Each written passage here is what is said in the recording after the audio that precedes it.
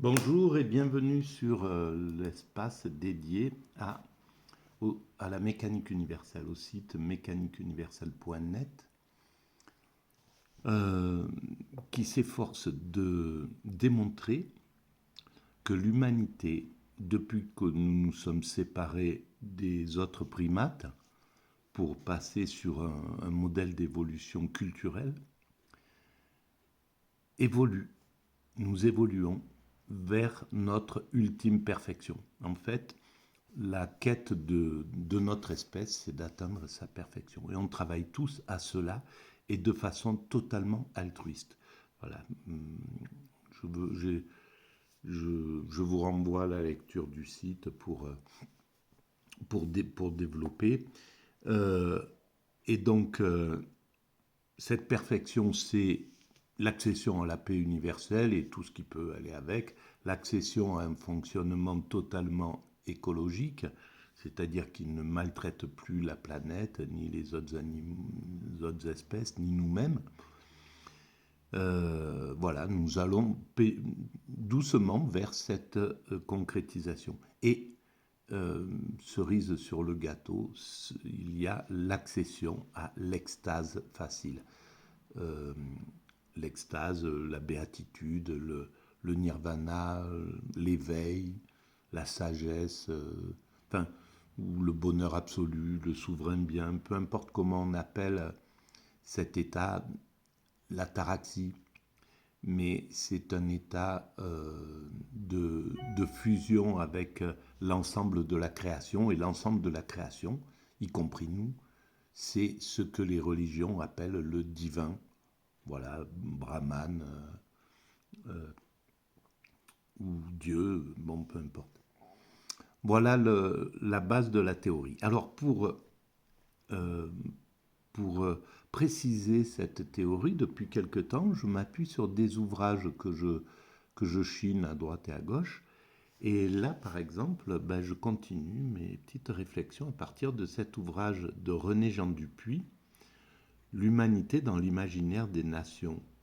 Un, un ouvrage extraordinaire pour moi, qu'il a écrit en 1991, donc à l'époque où le, le communisme était en train d'être vaincu par le capitalisme, et le capitalisme allait rentrer à partir de cette époque-là dans cet état de toute puissance que nous constatons aujourd'hui et dont l'humanité semble vouloir sortir, et sortira, à mon sens, obligatoirement.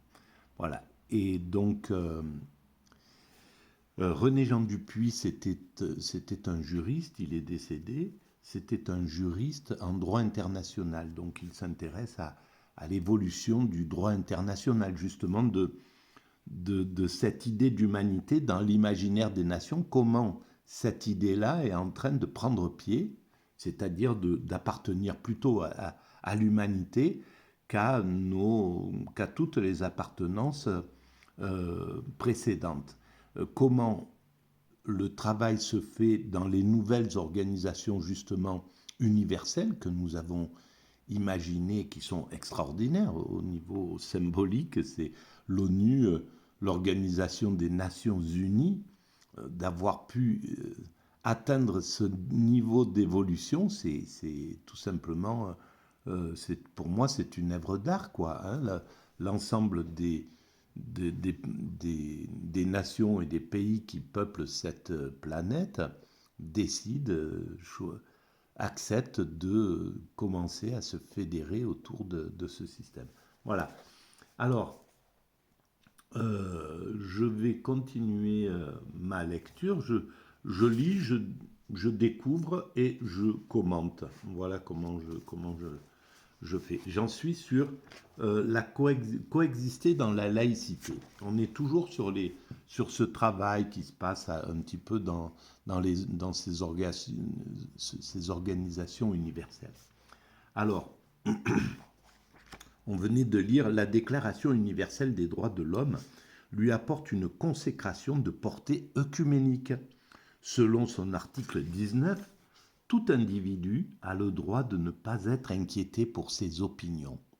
Voilà, par exemple. Donc, on voit à quel point cette organisation peaufine tous les droits individuels, humains, tout, travaille pour aider l'humanité à aller vers la liberté individuelle, la liberté et la fraternité. Voilà. Je continue.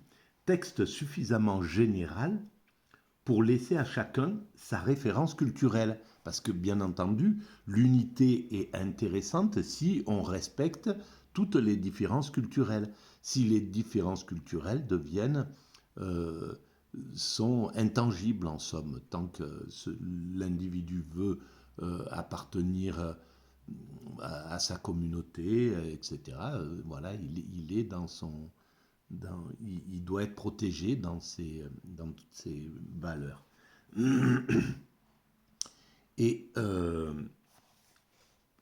ce système, loin de pousser un réel dialogue de culture, enclôt chacune d'elles dans le fort interne de chaque individu. Il en a le dépôt secret. Il est dès lors naturel que dans l'organisation internationale, les délégués n'interviennent qu'au nom de l'État, conscient de la fragilité du maquillage que celui-ci donne à ses valeurs par le biais de la personnalité juridique internationale. Qu'une allusion critique soit faite à la religion ou à l'idéologie d'un autre État, et tombe le masque de la catégorie juridique abstraite. Le conflit devient éclatant dès lors que l'on quitte le langage commun des États, celui qui ne touche qu'à la périphérie des cultures, qui n'y fait allusion le plus souvent que pour leur rendre l'hommage que l'on doit à l'éternel hier des peuples. Le dialogue des cultures peut s'établir entre les personnes, pour se connaître, non pour se convaincre.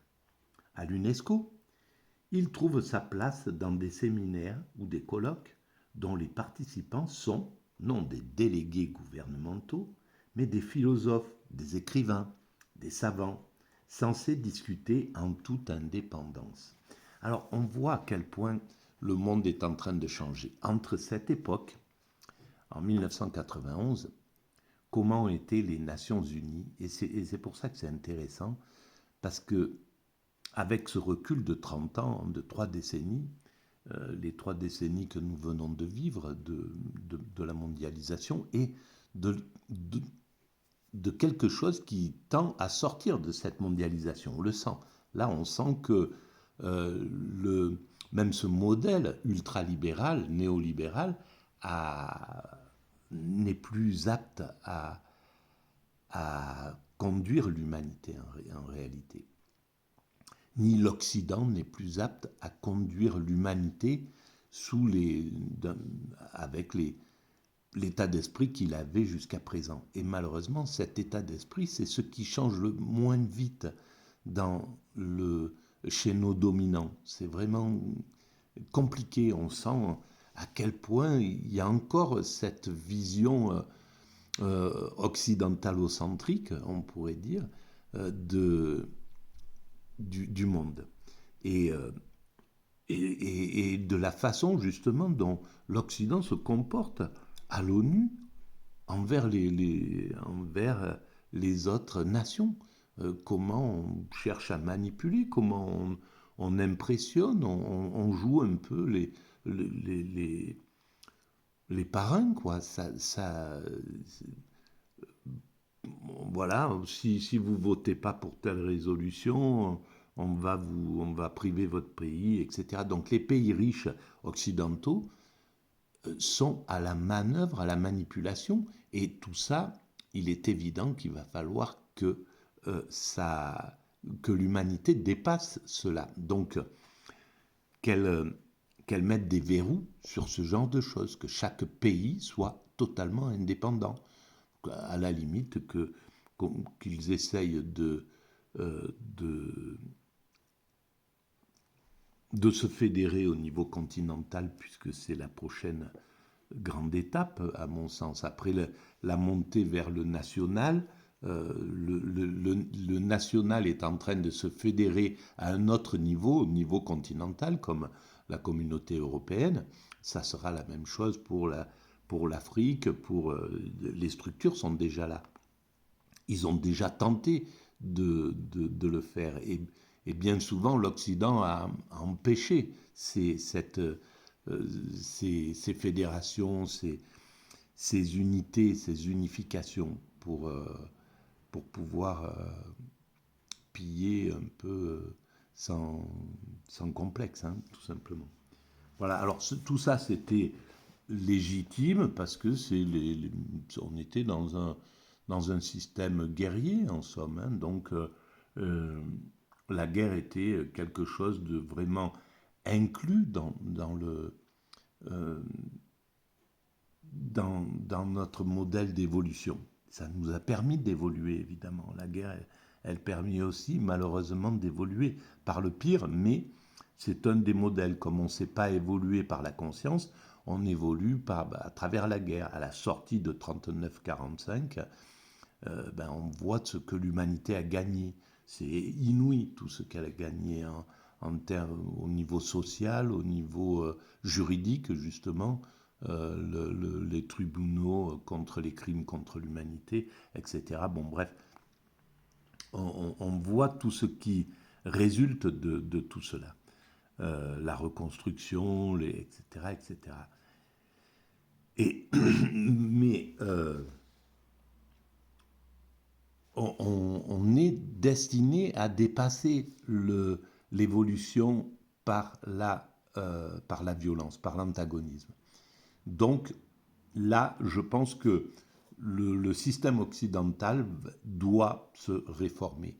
Alors, il met du temps, comme c'est pas à l'échelle d'un individu. Un individu, il peut prendre conscience qu'il s'est mal comporté, voilà, d'une façon spontanée quasiment, et puis venir et dire bon, voilà, je suis désolé, je me suis mal comporté, j'aurais pas dû agir comme ça, etc. Ce qui permet à l'autre de pouvoir dire bon, oui, merci de t'excuser, ça m'a blessé, etc. Bon, moi aussi, j'aurais dû peut-être répondre de telle façon, etc. Et donc, on va vers la paix. C'est comme ça que ça se déroule. Mais pour ça, il faut avoir cette maturité.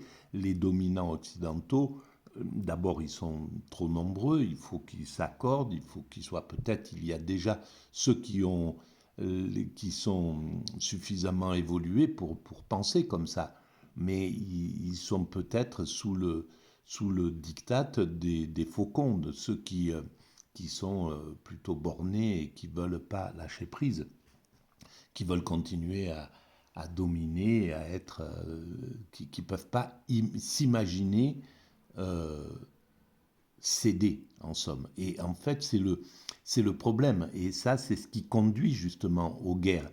Parce que, par exemple, je pense que pendant la colonisation, les Occidentaux savaient très bien que c'était plus tenable, que le monde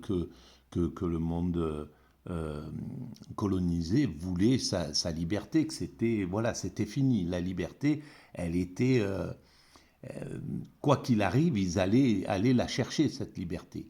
Et donc l'intelligence aurait voulu que la séparation se fasse de façon tout à fait intelligente, justement, voilà, en venant, en disant, bon, on vous a opprimé, on a empêché de d'aller vers l'égalité, de vous donner le pouvoir, de partager le pouvoir, etc. Voilà, on vous a maltraité, c'est clair, donc on s'excuse, voilà, on était sur ce modèle-là, ça a été compliqué. Et on va changer ça, on va partir sur un système totalement égalitaire où tout le monde aura ses chances et où c'est terminé l'oppression. Voilà, ou alors on vous donne le pouvoir puisque vous êtes les, les, les, les gens natifs de ce pays. Et là, ça aurait permis sans doute, au lieu d'entrer en guerre, aux colonisés de dire bon, merci, voilà, de le reconnaître, oui, vous nous avez maltraités, on voudrait justement, oui, c'est important qu'on soit restauré dans notre honneur, dans ce que nous sommes, etc. Donc, on compte sur vous pour vraiment faire ce travail de restauration de l'image de façon à ce que nous puissions aller de l'avant correctement. Et on réclame ça, l'égalité par exemple. Et ensuite, à ce moment-là, autrui peut dire, de toute manière, bon, voilà, merci de nous avoir. On reconnaît aussi ce que vous avez apporté, on reconnaît que vous avez fait ça, ça et ça pour nous. Il n'y a pas de problème, mais c'était insupportable de continuer à vivre sous cette oppression, etc. Voilà. Et donc là, on pouvait passer, mais ça, c'est dans l'idéal. Cet idéal, il est déjà tellement difficile à acquérir dans, dans un couple en conflit. C'est même extrêmement rare que deux personnes soient aptes à arriver à ce genre de relation. Donc alors, comment pouvoir imaginer un État qui peut aller dans cette voie. Et on voit à quel point d'ailleurs la violence s'est déchaînée contre le général de Gaulle qui avait compris qu'il fallait que c'était plus tenable, etc. Et donc il a même risqué sa vie par rapport aux plus violents. Les plus violents c'est toujours eux qui l'emportent dans ces cas-là, la plupart du temps. Voilà. Alors,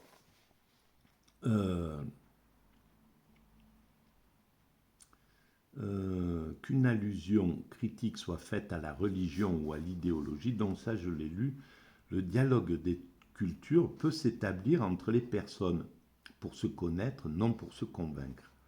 En revanche, entre États, les nations ont trouvé un rite unifiant. On parle de l'ONU, hein, enfin de ces organisations aux Nations Unies. L'adoption des résolutions par consensus. Selon la charte, le vote de l'Assemblée générale requiert la majorité des 2/3, facilement réunis et dépassés par le groupe dit des 77. Cependant, le recours automatique à cette majorité tiers-mondiste pour toutes les questions produirait une rupture de plus en plus profonde du système entre le Nord et le Sud. Voilà, c'est cette difficulté de l'équilibre. Parce que, évidemment, ma critique, elle est là pour éveiller les consciences, en somme, mais elle est forcément injuste. Il faut quand même reconnaître tout le travail qui se fait de part et d'autre, de tous les côtés, tous les empêchements qui font que c'est compliqué d'arriver à des consensus. Et donc voir aussi le côté extrêmement positif. Et ce côté positif, c'est tout le travail diplomatique qu'il y a à l'ONU. C'est inouï, même si il n'est pas juste. Et évidemment, elle n'est pas juste, cette organisation des Nations Unies encore. Elle n'est pas juste. Elle est sous la domination de certaines puissances, etc. Et elle est injuste envers tous ces enfants. Elle se tait sur la maltraitance de certains, elle exagère sur la maltraitance d'autres, etc., etc. Donc, on ne peut pas dire que c'est un père des nations juste comme il doit le devenir. Il doit devenir ce père des nations totalement juste. C'est son devenir.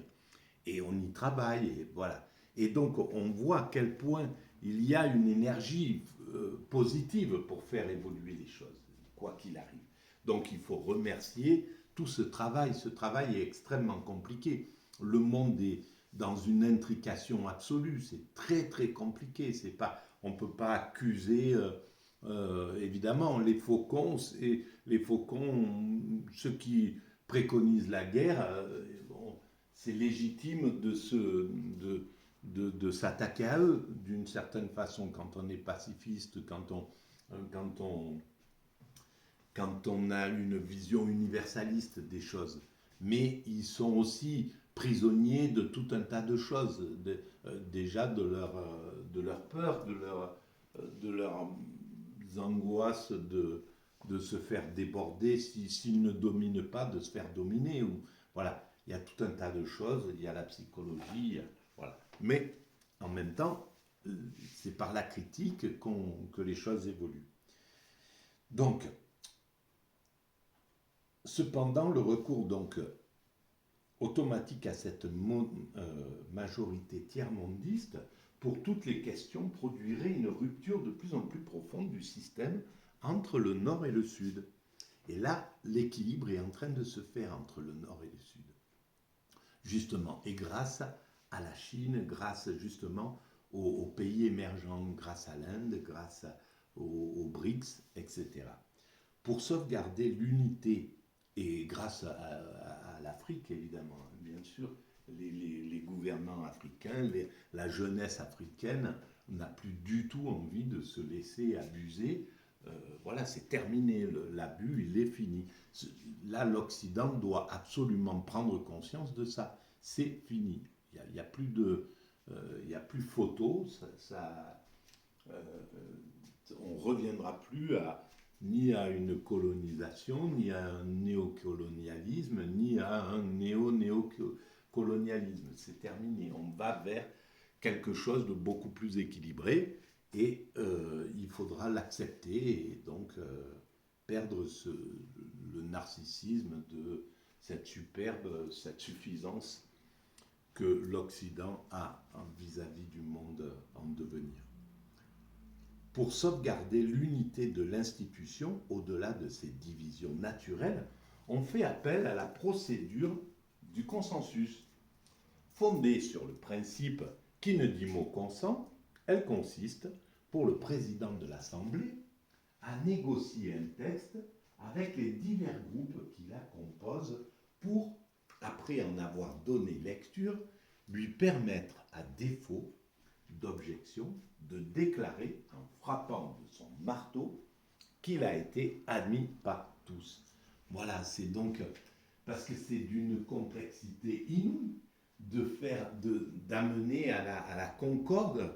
Je ne sais pas combien il y a d'États qui composent les Nations Unies, mais c'est énorme. C'est quelque chose de très très voilà, donc c'est vraiment compliqué et ils y arrivent. Donc on peut tirer notre chapeau à cet organisme qui résiste contre vents et marées, qui doit... Voilà, c'est quand même un travail des plus conséquents, humains. Voilà. Si en renonçant, donc,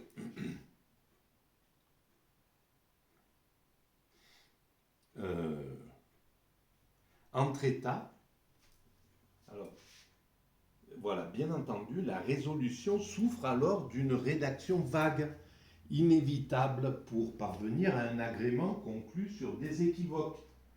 Voilà, il y a toujours ce défaut-là. Entre États, le consensus constitue ainsi un substitut au dialogue des cultures.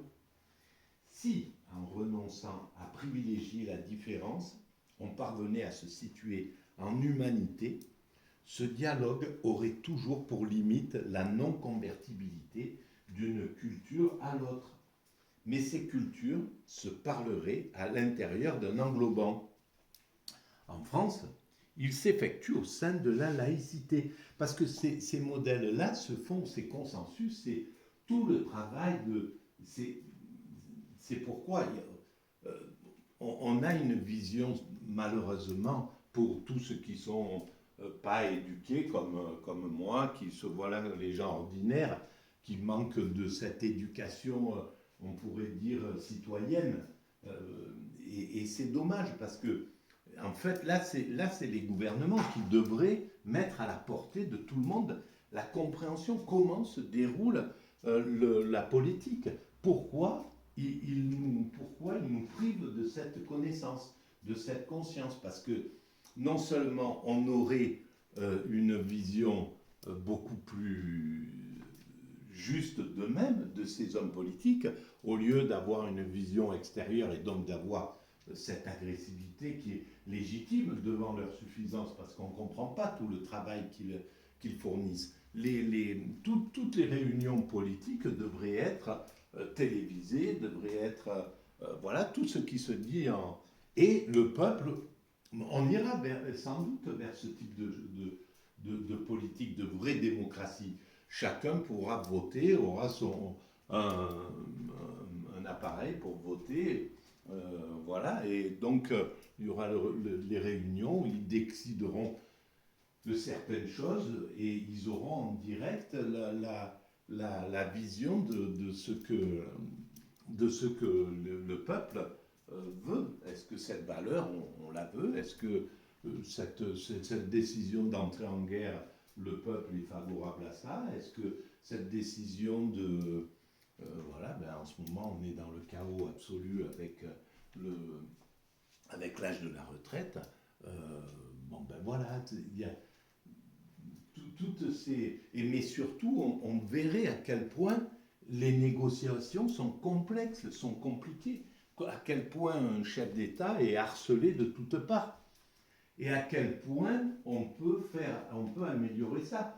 Pourquoi autour du chef d'État, il n'y a qu'un type de, euh, de, de classe sociale. Voilà, ce qui manque peut-être à nos chefs d'État, c'est de ne pas avoir à côté de lui autant de gens qui viennent du monde ouvrier, du monde que des voilà, que des gens qui le conseillent, comme M. Colère, M. Attali, etc. Ces conseillers qui viennent de l'ENA, qui sortent d'un système comme ça. Donc,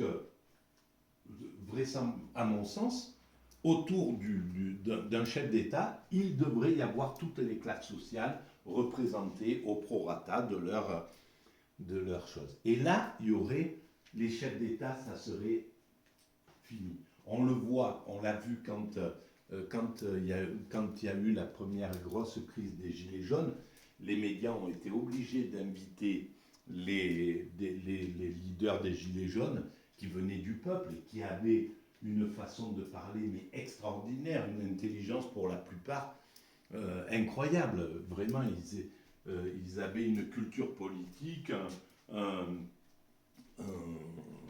une vision et un esprit critique extraordinaire. Et là, justement, cette bourgeoisie, on pourrait dire intellectuelle, qui squatte les plateaux de télé depuis X temps et qui qui viennent donner leur avis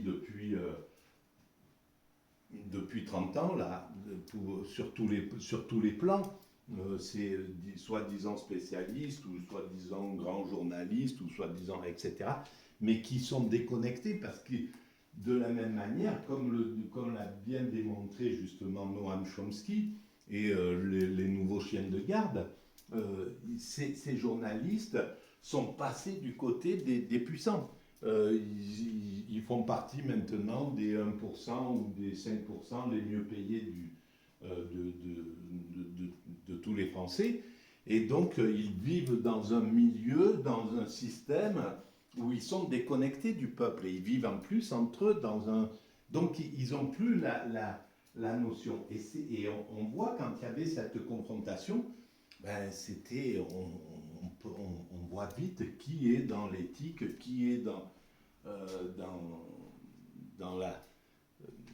voilà, ces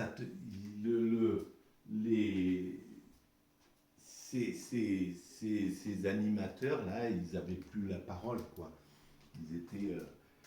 Ils étaient débordés par la peur. Parce que les choses étaient claires, là, c'était plus de l'abstraction. Ils parlent en abstraction, ces gens. Alors que celui qui vit le mouvement, il n'est pas dans l'abstraction, il est dans le concret. Et donc, face au concret, les théories, les propos vagues, ça ne tient pas la route. Et voilà, donc c'est ce qui manque absolument là depuis quelques temps. Alors, on continue. Euh, le consensus. Si en renonçant à privilégier la différence, on parvenait à se situer en humanité, ce dialogue aurait toujours pour limite la non-convertibilité d'une culture à l'autre. Mais ces cultures se parleraient à l'intérieur d'un englobant. En France, il s'effectue au sein de la laïcité. Elle impose non la conversion, mais le respect mutuel des systèmes culturels. Voilà, une laïcité parfaite n'aurait jamais agressé le monde musulman. Voilà, c'est tout simple pour moi. Donc on est parti dans une laïcité de combat qui était beaucoup trop agressive et que le système n'a pas permis de leur demander d'apprendre à maîtriser cette agressivité. Et donc le dialogue a été rompu. Et on peut dire la même chose en face. C'est clair que les radicaux religieux avaient le même comportement. Et voilà, donc il faut plutôt le dire comme ça. Par le respect, donc de même, être en humanité impose d'être en laïcité, compte tenu de l'hétérogénéité de la communauté internationale. Mais il n'y a... C'est vrai que c'est compliqué, il faut avouer, il y a des forces qui sont à l'œuvre dans tous les sens. Et elles sont... c'est compliqué. Bon, bref, on va arrêter là pour cette vidéo et je reprends dans la foulée.